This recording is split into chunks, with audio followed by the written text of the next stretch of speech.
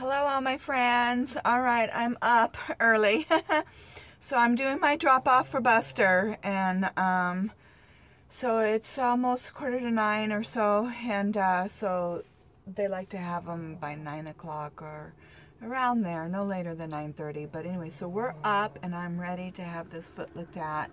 But I mentioned in some comments last night as the time went on, and I kept him off of it and looked at it some more and tried to keep him clean when he went out to go potty.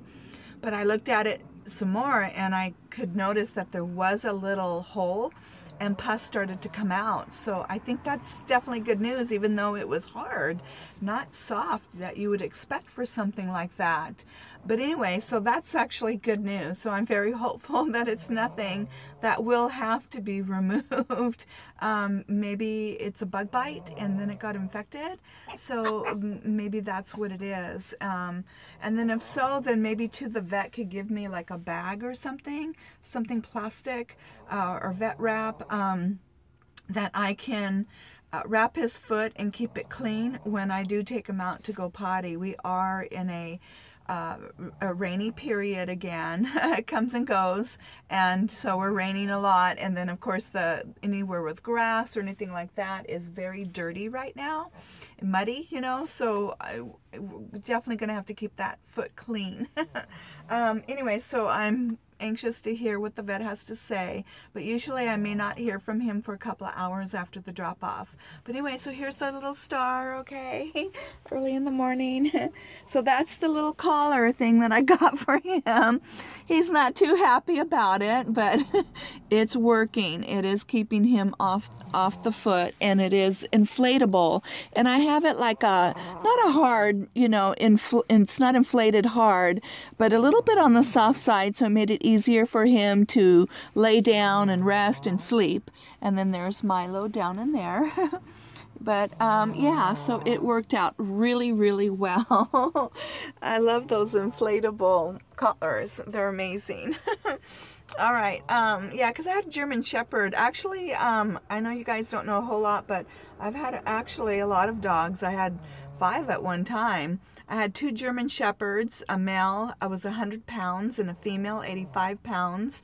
At the same time, I had another little Brussels Griffon. Their name was, well, the Shepherd was Sully, the female Shepherd was Kayla, and then the other Griffon was Brody. So I had all of them at the same time, and then later I got Buster at the same time that I got another little girl Griff, and her name was Millie. So I had those 2 together, and then I lost all the seniors very close time together in 2008, all in the same year, 2-3 weeks apart, and then the Shepherd and the Griff, the girl Shepherd and the Griff, and then the male Shepherd I lost 3 months later at the time I got Milo. Yeah, and then the girl Griff, I lost her a couple years ago at 7 years old for a rare blood disorder. And so now I'm left with these 2. And actually, Buster is the star many times over, because he is now the longest living dog that I've ever had. So he beat my female Shepherd at 11.5, and my male Shepherd I lost at 11, and the other Griff at 10. So yeah, so he's my longest living dog. So I guess that's why I'm like, oh, I'm just so overprotective of him, because he's made it to 12 and maybe to 13. I'm hoping. All right, so all right, I'll see you in the next clip. Yeah, as the day goes on and I hear from my vet and see how things are going for my little star. All right. All right, my friends, I got my star back from the vet. And so the final news is that he had a couple ingrown hairs that happened to be in between the toes that got infected.